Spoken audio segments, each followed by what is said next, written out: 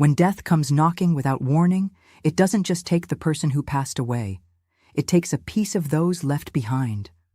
I was only 13 when I lost my father, and with him, any feeling that the world could be a safe place.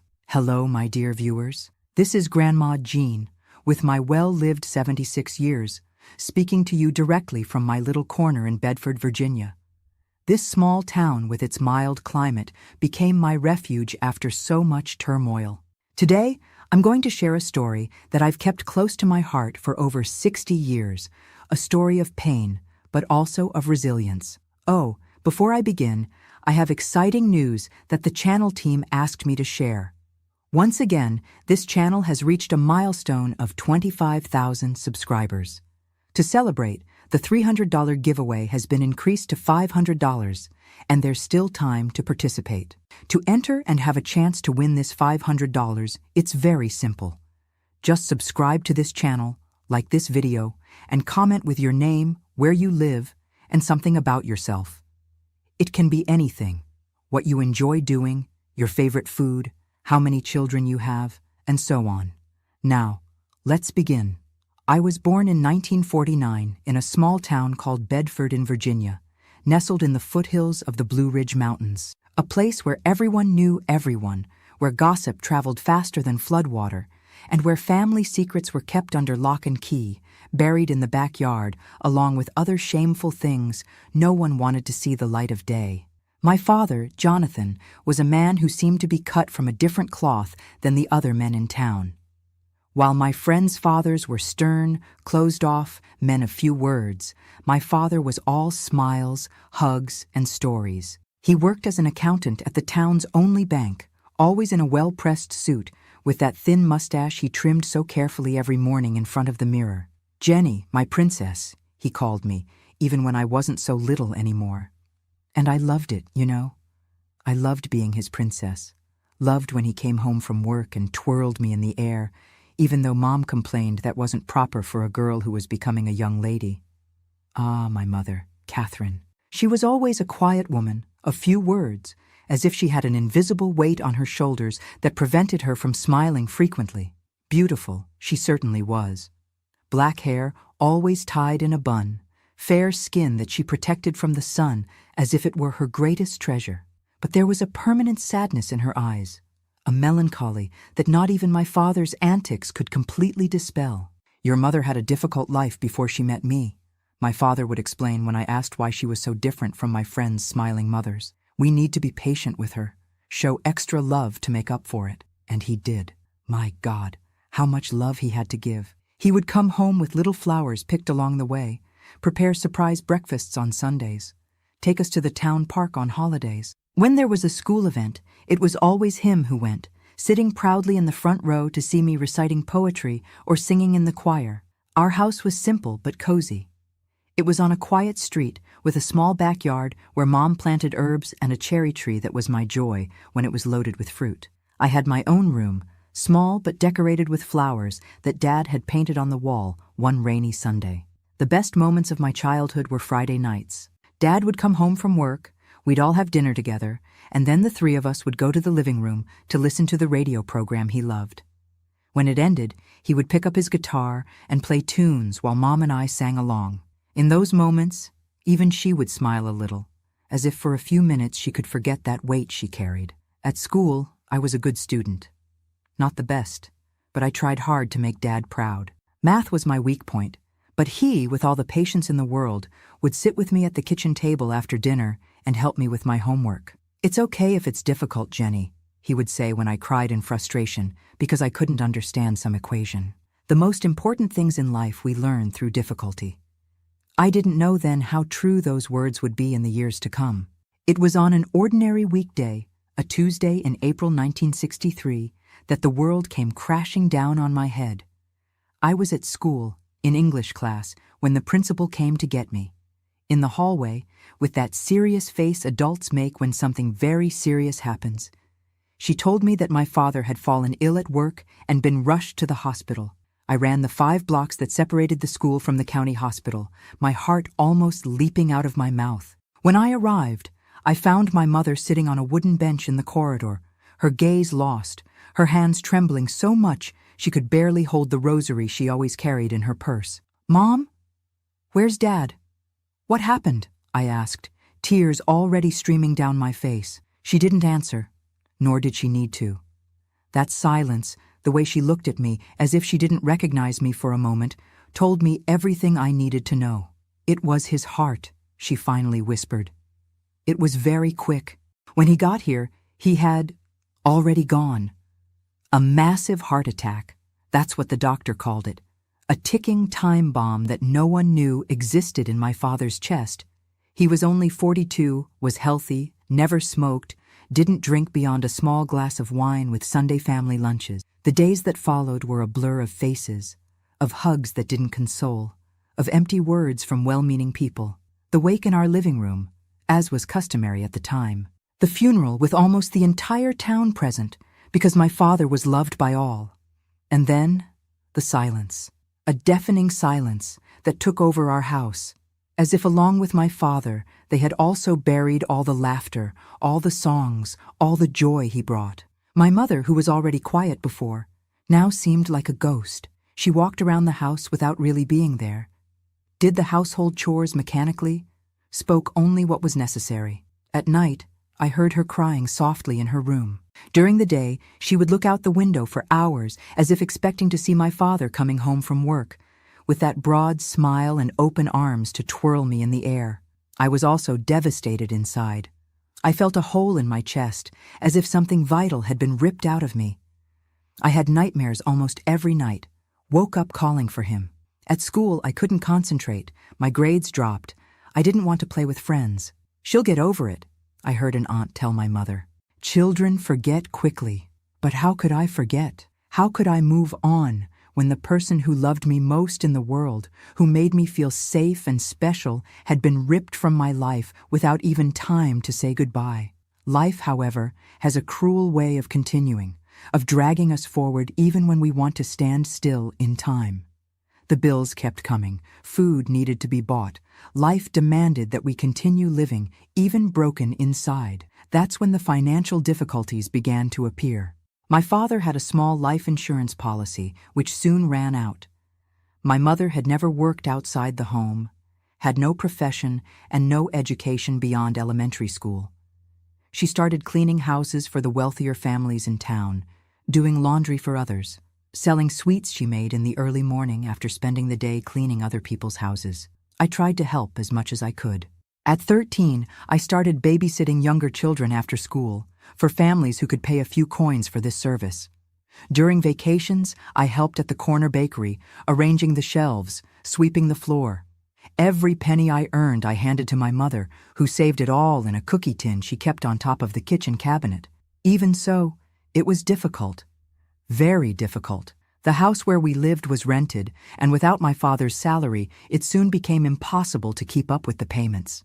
After 3 months of late rent, we had to leave, move to a tiny house in the backyard of an elderly lady's property, who charged less in exchange for us taking care of her as well. Seeing my mother, who was already so sad before, sinking deeper and deeper into a silent depression, broke my heart. She lost weight visibly, hardly ate, worked until she collapsed from exhaustion.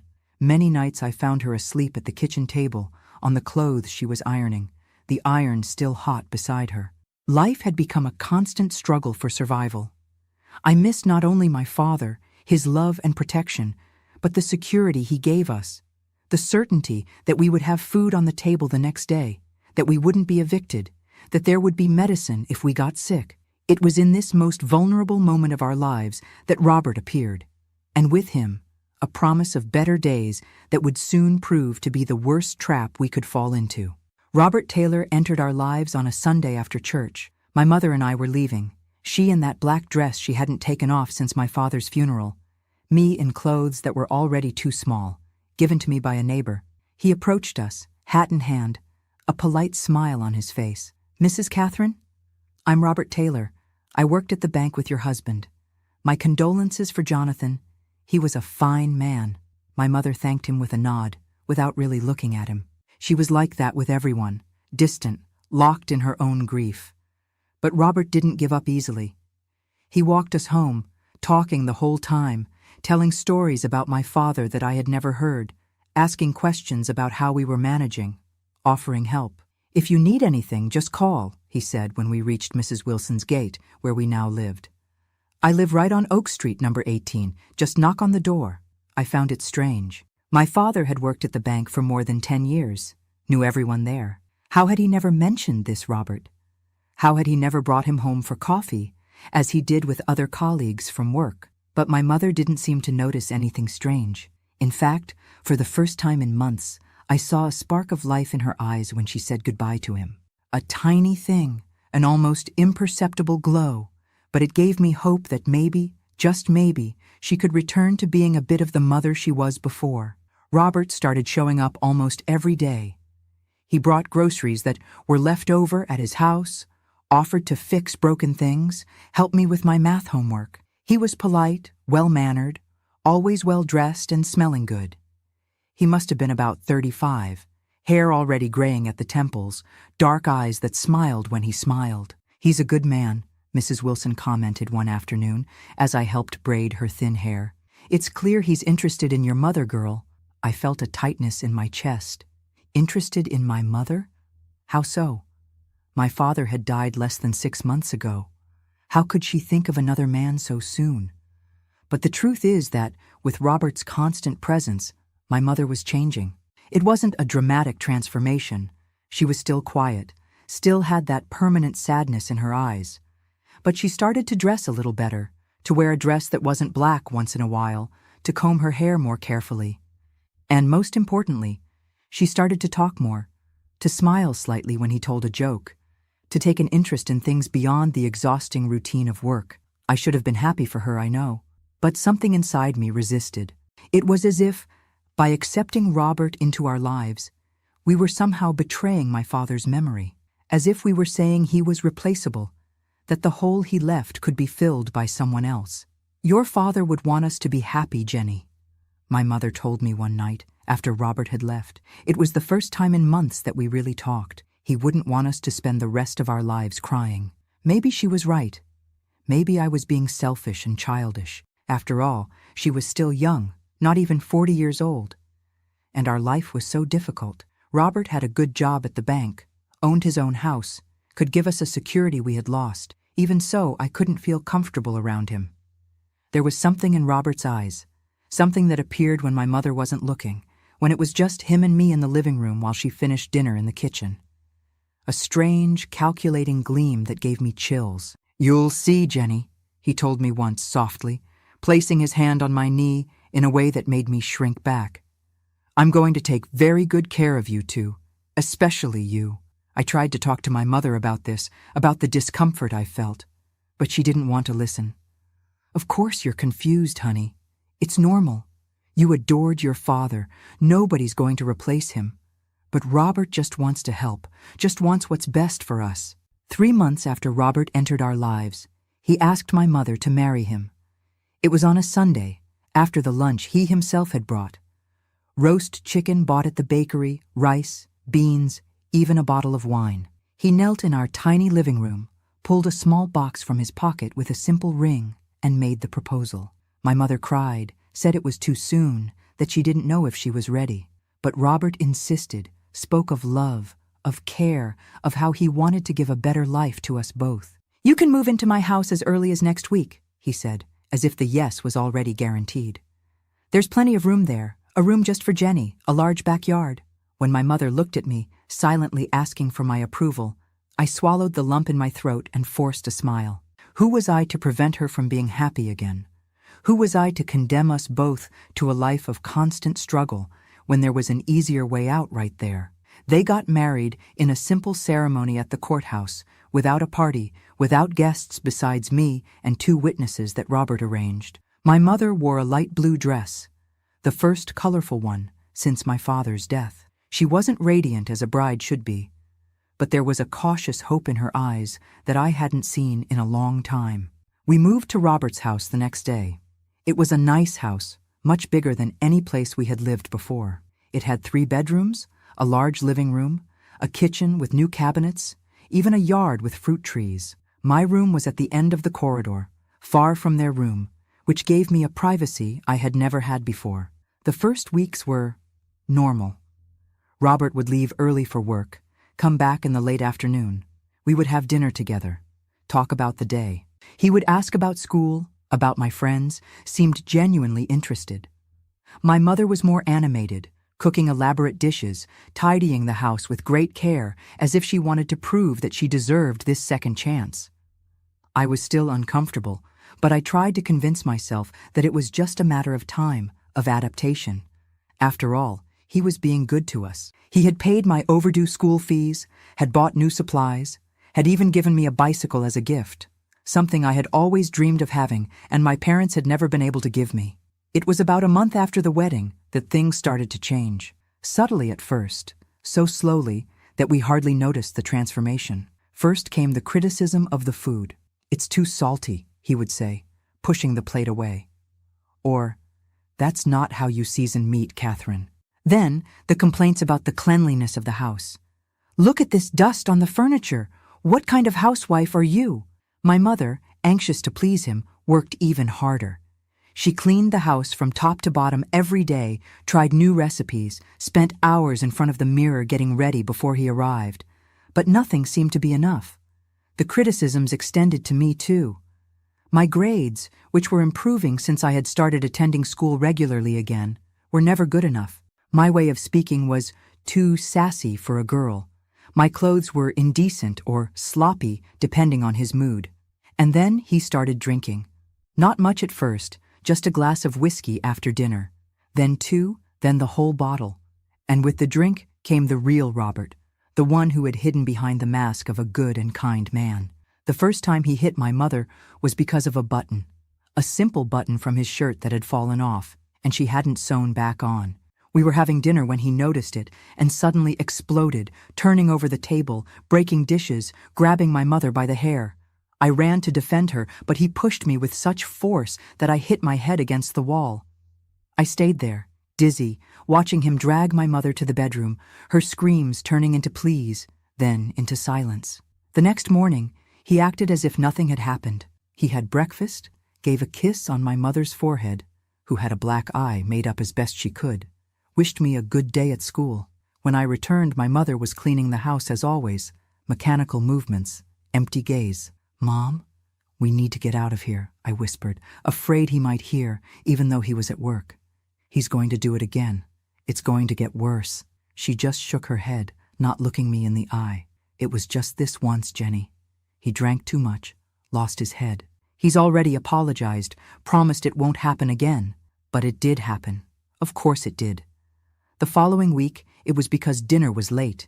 In another, because he thought she was looking, in a flirty way, at the mailman. There was always an excuse, a reason for the violence. And always, the next day, came the apologies, the promises, sometimes even flowers or a gift. My mother, who was already fragile before, was breaking more and more.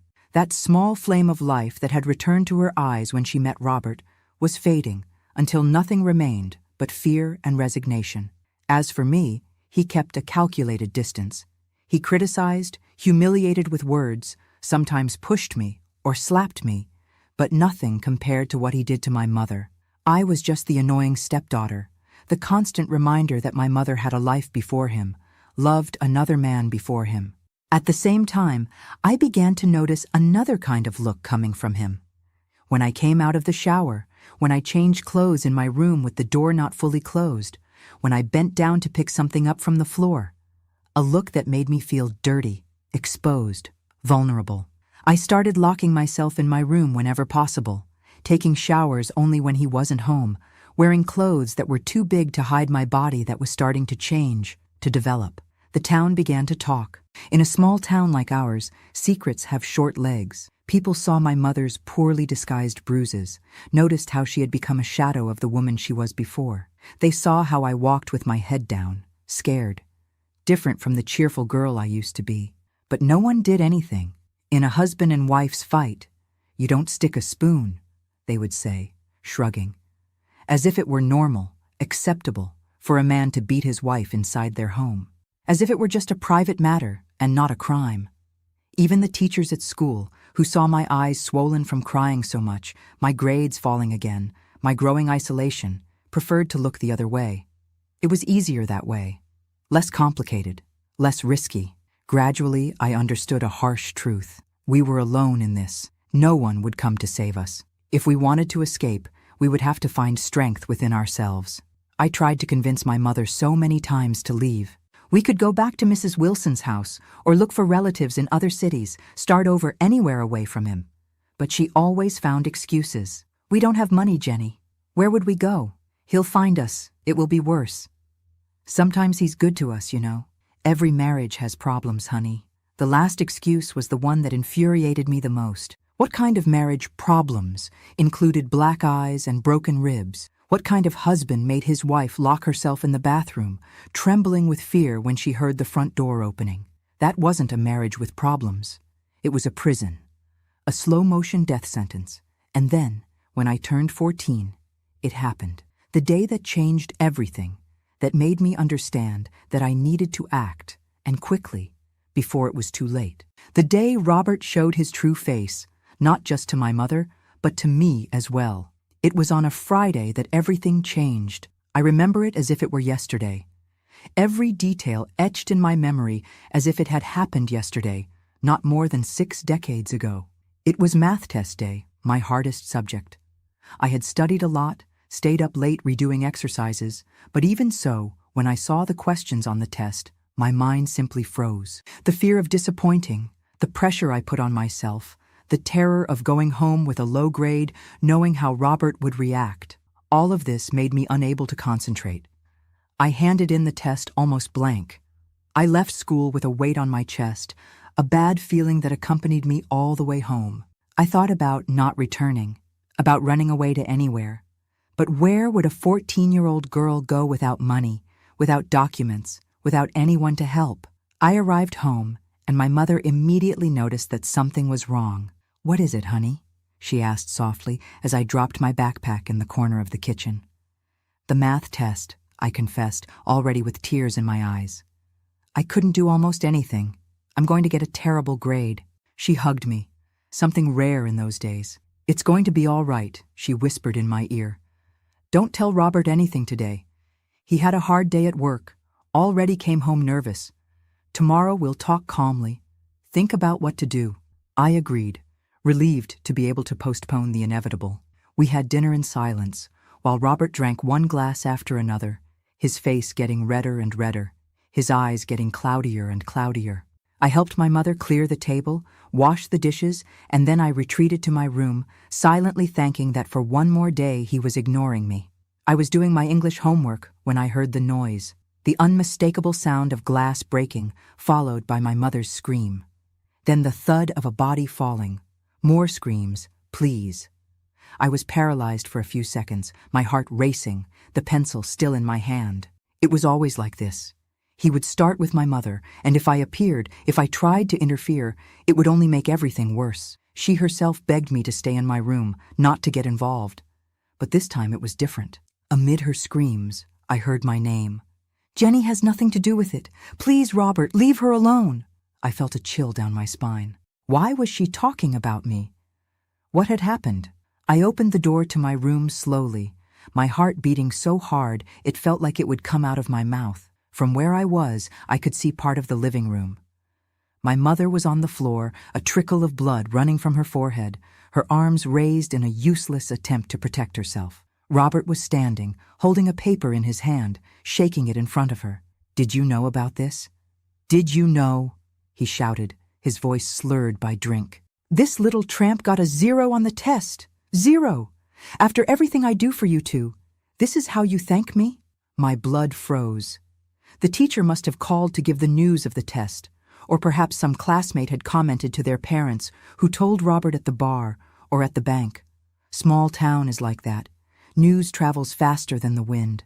"She tried, Robert," my mother pleaded. "Math is hard for her. Jonathan always—" It was the wrong thing to say. Mentioning my father's name was like lighting a match near gasoline. Robert turned red with rage, his eyes bloodshot, a vein throbbing on his forehead. "Don't talk about that man in my house," he shouted, giving my mother such a strong slap that she fell again. I couldn't contain myself. I ran out of my hiding place, threw myself in front of my mother, facing Robert for the first time. "Leave her alone, it's my fault, not hers." For a moment, he seemed surprised by my audacity. Then, a strange smile formed on his face, a smile that made me shiver to my soul. "Ah, so the little princess decided to defend Mommy? Very nice. But you're right, it is your fault. And you know what happens to disobedient girls who get zeros on tests?" He took a step in my direction, staggering a bit from the drink. Instinctively, I backed away. "Robert, please." My mother tried to get up, grabbing his leg. "She's just a child." He kicked her away as if she were an irritating insect. "A child? Look at her well, Catherine. She's turning into a woman, and she needs to learn to respect the man of the house." The way he said this, the look he cast at my body, made me feel naked, exposed. I understood at that moment what was about to happen, and terror paralyzed me. "Mom," I whispered, begging with my eyes for her to do something, anything. She looked at me, then at Robert, and I saw something die in her eyes. A complete surrender, an acceptance of the inevitable. She lowered her head, unable to face her husband, unable to protect her own daughter. "Go to your room, Catherine," Robert ordered. "I'm going to teach this girl a lesson she'll never forget." To my absolute horror, my mother obeyed. She got up with difficulty, gave me one last look, a look that asked for forgiveness but offered no help, and left the living room, closing the bedroom door behind her. It was at that moment that I understood. I was completely alone. The person who should protect me at all costs had chosen to protect herself first. Out of fear, out of cowardice, out of years of abuse that had broken something fundamental inside her. What happened in the hours that followed is something I still find difficult to talk about, even after so many decades. The physical pain was terrible, of course, but worse still was the pain of betrayal, the understanding that my own mother had abandoned me at the moment I needed her most. Robert raped me that night. Not once, but several times. He used my body as if it were a thing, an object to discharge his anger, his frustration, his sick desires. And the whole time, on the other side of the wall, my mother remained silent, knowing what was happening, hearing my screams, my pleas, and choosing to do nothing. When it was finally over, when he fell into a heavy sleep, drunk from alcohol and from his own monstrous act, I dragged myself to the bathroom. I turned on the shower and sat on the cold floor, letting the water run down my battered body, as if it could clean not only the blood and sweat, but also the shame, the disgust, the despair. I stayed there. I don't know how long. Minutes? Hours? Time had lost its meaning. I only know that at some point, with the water already cold, I made a decision. I would not spend another night in that house. I preferred to die on the street than to wait for him to decide to use me again. I dressed with difficulty, choosing loose clothes that would hide the bruises, that wouldn't draw attention. I took my school backpack, emptied the books, and put in the little I had of value. A change of clothes, a toothbrush, the only photo I had of my father, and some coins I kept in a small box since I started working taking care of children. Before leaving, I went to my mother's bedroom door. I hesitated, my hand on the doorknob.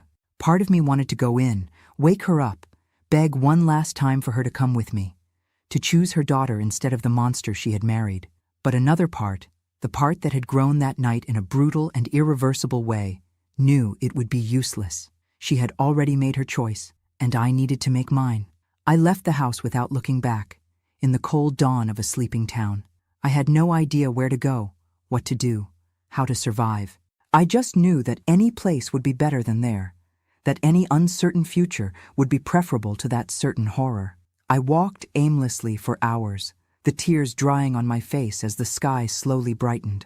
When the sun began to rise, I found myself in front of the town's bus station, a small place with only a few bus lines that connected our small town to larger places. I counted the money I had. It wasn't much, would barely pay for a ticket to the nearest city, but it was enough to start, to escape, to have a chance, however small. I entered the bus station, looked at the schedule board. The first bus would leave in half an hour to Roanoke. A big city where I could get lost, where no one would know me, where Robert would have difficulty finding me if he decided to look for me. I bought the ticket with trembling hands, fearing all the time that someone would recognize me, that they would ask why a 14-year-old girl was alone at the bus station at dawn, with a school backpack and eyes swollen from crying so much. But no one asked. No one cared. Just as no one had cared about the obvious signs of abuse in our house for months, the indifference that had hurt me before was now my ally. I sat on the almost empty bus, in the last seat, huddled against the window. And when the engine roared and we started to move away, I felt a strange mixture of relief and terror. I was escaping from hell, yes, but where was I going? What would become of me now? I didn't know then that that bus ride would be just the beginning of a much longer journey. That I would be fleeing not only from Robert, but also from the memories, the pain, the betrayal. That I would need to build a completely new life, alone, without any support, at an age when most girls were still playing with dolls. I didn't know that it would take years until I could sleep a whole night without nightmares. That the sound of a bottle breaking would make me tremble decades later. That I would have difficulty trusting people, especially men, for the rest of my life. But I also didn't know of my own strength, of my resilience, of the ability I would have to transform that terrible pain into something productive, into something that would one day help other people. As the bus moved away from the town that had been my home for my entire life, I looked out the window one last time. The sun was rising, painting the sky pink and gold. A new day was beginning, and for me, a new life too. It was the most terrible night of my existence. But it was also the night I discovered I was alone in the world, and that somehow I would have to find the strength to move forward anyway. I arrived in Roanoke completely lost. A small-town girl, 14 years old in a big city, without knowing anyone, without having anywhere to go. When I got off the bus at the station, the noise, the crowd, everything scared me. For a moment, I almost regretted having run away. But then I remembered the previous night, the horror at Robert's hands, my mother's silent complicity. And I knew there was no going back. I needed to move forward, however frightening it might be. I spent the first day wandering around the city, carrying my backpack, trying not to look as desperate as I felt. I spent a few coins on bread at the bakery, saving the rest carefully. It was all I had in the world. At night, when it started to get dark, fear tightened. Where would I sleep? How would I protect myself? I ended up finding a bench in a park, half hidden by bushes. It wasn't safe, I knew, but what choice did I have? I curled up there, the backpack hugged against my chest, trying to sleep a little, startling at every noise. It was like that for 3 days. Wandering during the day, sleeping in hidden places at night, eating as little as possible to save money that was running out fast. I washed my face in public bathrooms, tried to keep my appearance minimally presentable, but it was getting increasingly difficult. On the 4th day, a lady approached me in a park. I was sitting on a bench, looking at nothing, hungry and exhausted. She stopped in front of me, studied me for a moment, and then asked, "How many days have you been on the street, girl?" I thought about lying, about saying I was just waiting for someone, that I had a home, a family. But I was so tired of pretending, so desperate for help, that the truth escaped before I could contain it. 4 days, she nodded as if she already knew. And where did you come from? From Bedford. Running from what? I lowered my eyes, unable to answer. How to explain the unexplainable to a stranger? She sighed, sat down beside me. You don't need to tell me if you don't want to, but you can't continue like this. You'll end up being caught by some bad character or by the police. Do you know what they do with minors they find on the streets? They send them back home, to their parents. The terror must have been visible on my face because she quickly added, "Calm down. I'm not going to report you. I'm just saying you need help." Her name was Mrs. Martha. She was a retired teacher, a widow, lived alone in a small house not far from there. She had observed me in the park for 2 days, she said, noticing that I wasn't a common street girl, that something very serious must have happened to put me in that situation. "Come with me," she offered. "You can take a shower, eat something, sleep in a real bed, then we'll decide what to do." It was risky to trust a stranger, I knew. But what did I have to lose? If her intentions were bad, I would run away again. I was getting good at that. Mrs. Martha's house was simple but welcoming, full of books and plants. She showed me the bathroom, gave me clean towels, even set aside an old dress of her daughter who lived far away. I took my first real bath in days, washed my hair, felt almost human again. Afterward, she served me homemade soup with bread, which I ate with such hunger that I barely breathed between spoonfuls. Only when I finished, when my stomach was full and my body clean, did the tears come. I cried like I hadn't allowed myself until then, sobbing so hard that my whole body shook, releasing not just the tension of the last days, but all the accumulated pain of the last months. Mrs. Martha didn't ask anything. She just waited for me to calm down, offered me a handkerchief, and then said, with a simplicity that disarmed me, "When you're ready to talk, I'll be ready to listen." That night, I slept in a real bed for the first time since I ran away. In the room that had been her daughter's, with clean sheets that smelled of fabric softener, a window that looked out onto a backyard with apple and cherry trees, I slept like a rock, too exhausted to even dream. The next morning, I woke up disoriented, not recognizing where I was. For a moment of panic, I thought I was back at Robert's house, that everything had been a dream. The escape, the bus station, the days on the street. Then I heard sounds of pots in the kitchen, smelled fresh coffee, and remembered. I was in Mrs. Martha's house. I was safe, for now. During breakfast, she didn't insist on questions. She talked about the weather, about the plants in the backyard, about a book she was reading, as if it were the most natural thing in the world to have a runaway teenager sitting at her table. It was only later, when we were washing the dishes together, me washing, her drying, that I managed to start talking. The words came out gradually, hesitant at first, then in a flow that I could no longer contain. I told about my father's death, about my mother's depression, about Robert's arrival in our lives, and finally, with my voice almost disappearing, I told about that last night, about what he had done to me, about how my mother had closed the bedroom door, choosing not to see, not to help. Mrs. Martha listened to everything in silence, only a muscle twitching in her jaw, revealing the anger she felt. When I finished, when there was nothing more to say, she simply hugged me. A firm, maternal hug, the kind of hug I hadn't felt since my father died. "You're not going back there," she said, not as an offer, but as a statement. Not while I'm alive. In the days that followed, Mrs. Martha and I established a routine. She left early to give private tutoring to neighborhood children, her way of supplementing her retirement. I stayed at home, helped with the cleaning, learned to cook simple dishes. At night, after dinner, she gave me lessons. English, math, history, science, all the subjects I was missing by not being in school. She was a demanding but patient teacher who knew how to explain in a way that made everything seem easier, more interesting. "You're smart, Jean," she often told me. "You can't waste that brain. Education is the only thing no one can take away from you. Remember that." After 2 weeks living with her, we had the conversation, the one I had been dreading since the first day. "We need to regularize your situation," she said, serious. "You can't live like a ghost forever.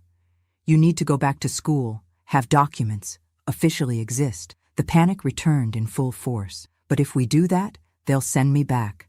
To him," she shook her head. "Not necessarily. There are other possibilities. But we need legal help." The next day, she took me to a place called Child Protective Services. It was a simple house, adapted for offices, where volunteer lawyers served cases like mine, children and adolescents in vulnerable situations. The lawyer who assisted us, Mr. Richard, was a young man with a kind look. He listened to my story attentively, taking notes, occasionally asking questions to clarify details. When I finished, he took a deep breath and explained our options. "The ideal would be to file a formal complaint against your stepfather. Based on what you've reported, there are sufficient elements for a criminal case for statutory rape, in addition to all the previous physical abuse." I swallowed hard. The idea of facing Robert in a courtroom, of having to look at him again, terrified me. "But," continued Mr. Richard, noticing my discomfort, "I understand that this may be very difficult for you right now. What we need, at a minimum, is to ensure that you are not forced to return to that house." He explained that we would make a request for special emancipation. Normally, emancipation was only granted from the age of 16 and under specific circumstances. But with the report of serious abuse, there were chances of getting an exception. Meanwhile, he concluded, we will register Mrs. Martha as your temporary guardian. This will allow you to be enrolled in school, have access to health services, and officially exist without the risk of being returned to your parents. It was a long and, in many moments, painful process. I had to repeat my story several times to social workers, psychologists, the juvenile court judge. I had to undergo medical examinations that proved the abuse. I had to face looks of pity, of disbelief, sometimes even of judgment. My mother was notified of the process. She didn't attend any hearing, didn't contest my emancipation request, didn't show any interest in recovering me. Robert, on the other hand, tried to interfere, not out of concern for me, I knew, but out of fear of the legal consequences of what he had done. Fortunately, the evidence against him was too strong, and the judge decided in my favor. At 15, I became officially emancipated, a rare, exceptional case which was only possible due to the extreme circumstances and the tireless support of Mrs. Martha and Mr. Richard. With my legal situation resolved, I could finally return to school. I entered the first year of high school, with classmates a little younger than me. I had lost almost a year with all the turmoil. At the beginning it was difficult. I felt displaced, different, marked in some invisible but perceptible way by the traumatic experience I had lived through. But the thirst to learn, to recover lost time, spoke louder. I dedicated myself to studies with an intensity that surprised even the teachers. Math, which had always been my Achilles heel, became a personal challenge that I refused to lose. I studied extra hours, did all the exercises 2-3 times, asked for help when needed. You don't need to be the best at everything, Jean, Mrs. Martha would tell me, concerned about my obsession with perfect grades. You just need to do your best. But I knew I needed to be exceptional. It was the only way to guarantee a different future, to not depend on anyone, to never be vulnerable like I had been. Alongside school, I started working part-time at a bookstore near home. The owner, Mr. Arnold, was a friend of Mrs. Martha and agreed to hire me even though I was a minor, on the condition that it wouldn't interfere with my studies. The salary wasn't much, but it gave me an independence I had never known before. I could buy my own things, help with household expenses, even save a little every month thinking about the future. The bookstore became my second home. In my free moments, I devoured books of all kinds: novels, biographies, history books, science. It was as if each page read distanced me a little more from that frightened girl who had fled Bedford on a cold dawn, brought me closer to the woman I wanted to become. It was in this bookstore that I met Professor Eugene. He taught history at the State University and was a regular customer, always looking for rare books about American history. We started talking about books, then about history, then about everything. He noticed my interest, my curiosity, and began to recommend readings, to lend me books from his own library. You should think about going to college, John, he told me one day, after a long discussion about the American Civil War. You have a brilliant mind that can't be wasted. College? The idea had never occurred to me. People like me, without family, without resources, struggling to survive day by day, didn't go to university. At least that's what I thought. It's possible, he insisted. There are scholarships, assistance programs. It would be hard, of course, but not impossible. And it would be worth every effort. That conversation planted a seed that would bloom years later. But at that moment, I was focused on finishing high school, on staying on my feet, on building a life that, if not exactly happy, was at least safe, stable.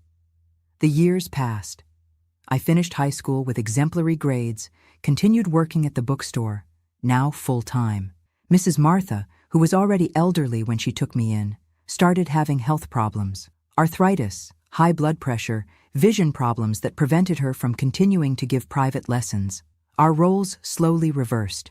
Now it was I who took care of her, who did the shopping, cooked, accompanied her to the doctor. It wasn't a burden. It was an honor to be able to give back a little of the much she had done for me. It was for her that I finally decided to try college. I wanted her to see me graduate, wanted to give her that pride before it was too late. I studied like never before for the entrance exam, while working, while taking care of the house, while helping Mrs. Martha with her medicines and appointments. In 1969, at 20 years old, I entered the history department of Virginia State University, the first in my family, if I could still call those people in Bedford family, to reach higher education. When I received the news of the approval, Mrs. Martha cried, hugged me, said she always knew I would succeed. "You flew, Jenny," she said, using the nickname that only she still used. "You flew with broken wings, but you flew anyway." And it was true. Somehow, despite everything, I had learned to fly. It wasn't a perfect flight.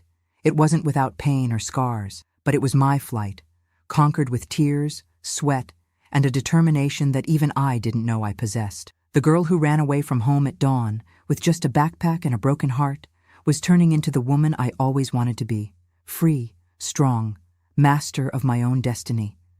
College opened a completely new world for me. After years living in the protective cocoon that Mrs. Martha and I had created, suddenly I found myself exposed to people, ideas, and experiences I never would have imagined. It was frightening and liberating at the same time. The first months were difficult. Balancing work at the bookstore, caring for Mrs. Martha, who was increasingly frail, and the demands of studies seemed almost impossible. Many nights I cried from exhaustion, questioning whether I had made the right choice, whether I wasn't being presumptuous in thinking that someone like me could have a university education. But with each obstacle overcome, with each successful test, with each compliment from a professor, I felt stronger, more capable. I began to make friends. Not many, as I was still reserved, still had difficulty trusting people, but a few precious ones who didn't care about my nebulous past, who accepted me as I was. Among them was Mary, a literature student I met in the library. Outgoing, talkative, always laughing. She was the opposite of me in many ways. Perhaps that's why we got along so well. She pulled me out of my shell, reminded me that there was joy in the world, that not everything was struggle and pain. It was Mary who convinced me to go to my first college party. I resisted, invented 1,000 excuses, but she insisted so much that I eventually gave in, more to silence her than out of my own will. "You'll like it, John, I promise," she assured me. "And if you don't like it, we'll leave right away. I just want you to live a little, breathe, meet new people." The party was at a fraternity house near campus. Loud music, colored lights, young people laughing, dancing, drinking, dating. A completely strange environment for me, who had spent the last years between books and responsibilities. I stayed in a corner, holding a cup of soda, observing that strange and somewhat intimidating world. That's when he approached. Tall, slim, brown hair falling over his eyes, a shy smile that didn't match his imposing height. "First time at a frat party?" he asked, and when I nodded he added, "I'm not a big fan either. I came because my roommate is the birthday boy and insisted." His name was Paul, engineering student in his 3rd year. We talked for hours that night, first at the party, then at a late-night diner, finally walking through the deserted campus under the starry sky. We talked about books, music, dreams for the future. He didn't ask me about my past, and I didn't offer to tell. It was as if we had made a silent agreement that what mattered was who we were at that moment, not what had been left behind. When we said goodbye, almost at dawn, he asked for my phone number. I gave the bookstore number, the only one I had. I thought he would never call. Guys like him, intelligent, handsome, from a good family, weren't interested in complicated girls like me. But he called. The next day, and the day after, and the day after that. We began to meet after classes, to study together in the library, to walk in the park on weekends. It was a friendship, I told myself, nothing more than that. It couldn't be more than that. After all, what did I know about relationships? The only reference I had was my mother's sick marriage to Robert, and before that, the few years with my father, idealized by a child's memory. How could I trust a man, any man, after what I had been through? Paul respected my limits, my silences, my retreats. He never pressured, never demanded more than I could give. When I finally told him about my past, not everything, just enough for him to understand my scars, he just held my hand and said, "Thank you for trusting me enough to share this." It was at that moment that I realized I was falling in love. And that terrified me. "You deserve to be happy, Jean," Mrs. Martha told me when I confessed my fear. "Don't let that monster continue to control your life, even from a distance. That would be giving him a victory he doesn't deserve." She was right, I knew, but it was easier said than done. Fear had deep roots, intertwined with every part of my being. It wasn't something I could simply uproot and throw away. Paul understood this better than I did myself. With infinite patience, he untied knot by knot of my traumas, showing me that not all men were like Robert, that true love didn't hurt, didn't humiliate, didn't destroy. Our first kiss happened almost 6 months after we met. We were sitting on the campus lawn, studying for final exams. Suddenly, he closed his book, looked at me with those gentle eyes, and asked if he could kiss me. The simple fact that he had asked, that he had waited for my permission, already showed the abyss that separated him from Robert. "Yes," I answered. And it was as if a floodgate opened inside me. Not just for love, but for the possibility of a life beyond survival, beyond the constant struggle, beyond fear. We graduated in 1973, me in history, him in engineering. Mrs. Martha, already quite debilitated, made a point of going to the ceremony. Sitting in the front row, wearing her best dress, she applauded with tears in her eyes when I received my diploma. "I'm so proud of you, my daughter," she said afterward. And no one questioned the "my daughter," because that's exactly what I was. Not by blood, but by heart. Paul received a job offer in Bedford, Virginia, a growing engineering firm, a good salary, prospects for the future. He asked me to go with him, not as a friend, not as a girlfriend, but as his wife. The marriage proposal came on a simple night, without grand gestures, just the two of us sitting on Mrs. Martha's porch looking at the stars. "I want to build a life with you, Jean," he said. "A life of partnership, of respect, of love. If you want, if you're ready." Was I ready? I didn't know. Part of me was still afraid, still expected that at any moment the mask of kindness would fall and reveal another Robert. But another part, the part that had grown and learned to trust again, knew that Paul was different, that he deserved a chance, that I deserved a chance. "Yes," I answered, for the second time giving him a permission that would change my life, but with one condition. "Mrs. Martha comes with us. I can't abandon her." He didn't hesitate for even a second. "Of course, she's your family. Now she'll be my family too." We got married in 1974, in a small but joyful ceremony. Mrs. Martha, Mary, some friends from college, and colleagues from the bookstore where I worked for so many years. Mr. Arnold, the bookstore owner, made a point of walking me down the aisle. "If your father were here," he said, "I'm sure he would be very proud of the woman you've become." The move to Bedford was a new beginning. A new house, a new city, new jobs. I got a position as a teacher at a private school, fulfilling another dream.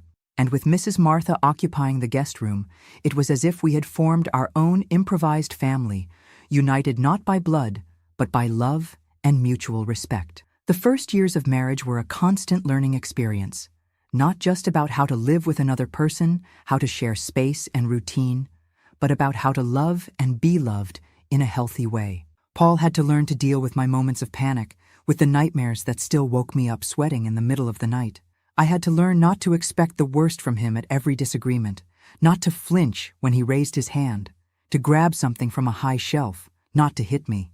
In 1976, I discovered I was pregnant. The news was received with joy by Paul and Mrs. Martha, but with a confusing mixture of emotions by me. Happiness, of course, but also terror. What if I didn't know how to be a mother? What if I repeated the mistakes of my own mother? What if I couldn't protect my child as I wasn't protected? "You'll be a wonderful mother precisely because you know what not to do," Mrs. Martha assured me. "The scars we carry can destroy us or teach us. You chose to learn from them." My daughter, Amy, was born in January 1977. A healthy baby, with rosy cheeks and a tuft of dark hair like mine. When I held her in my arms for the first time, I felt a love so intense it almost hurt, and along with that love, a fierce resolution. This child would never know the kind of pain I knew, would never feel abandoned, betrayed, alone in the world. 2 years later came Michael, so different from his sister, blonde like his father, calm where she was agitated, observant where she was talkative. Our perfect quartet, completed by the quintet with Mrs.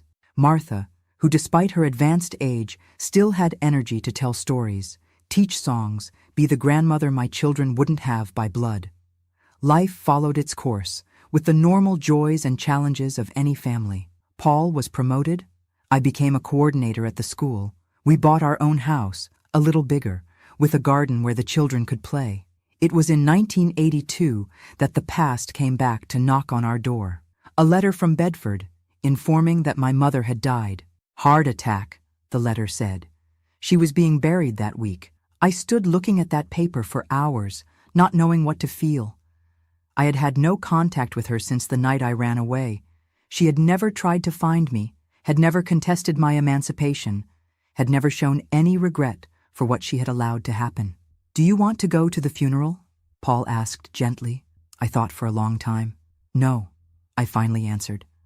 Not out of anger or resentment, but because there's nothing there for me. My mother died for me that night when she closed the bedroom door. What remained was just an empty shell. He understood. He always understood. The letter also mentioned, almost as a footnote, that Robert had died years earlier, in 1975, in a car accident. He was drunk, had crashed into a tree. No one else was injured. I felt a strange relief upon learning this. Not joy. I never wished death on anyone, not even him. But a certain closure, as if a particularly dark chapter had finally been definitively closed. The years passed. The children grew up. Amy graduated in medicine, Michael in law. Both married, gave us grandchildren, 5 in total, who are the joy of my old age. Mrs. Martha lived to be 97, lucid until the end, passing away peacefully on an autumn afternoon in 1998. Paul and I grew old together, watching our love mature like a fine wine. He retired. I continued teaching for pleasure, not out of necessity. We traveled a bit, saw places I never imagined I would see when I was that frightened girl fleeing on a cold dawn. Today, at 76 years old, I look back and see a life I never imagined I would have. A life with pains and scars, yes, some that never completely disappeared, but also with much love, much joy, many achievements. The broken girl from Bedford, who thought she would never be whole again, built a full life, a loving family, a legacy of protection and care. Not despite the trauma, but transforming it into strength, into purpose, into love. I never returned to Bedford after moving away. I didn't want to. Some bridges don't need to be rebuilt. But I forgave, not for them, who never asked for forgiveness, but for myself, because hatred is too heavy a burden to carry for a lifetime. The silent promise I made to my father at that bus station before leaving for Roanoke was fulfilled. I survived. I became strong. I built a life he would be proud to see. And most importantly, I broke the cycle. My children, my grandchildren, none of them knew firsthand the kind of horror I knew.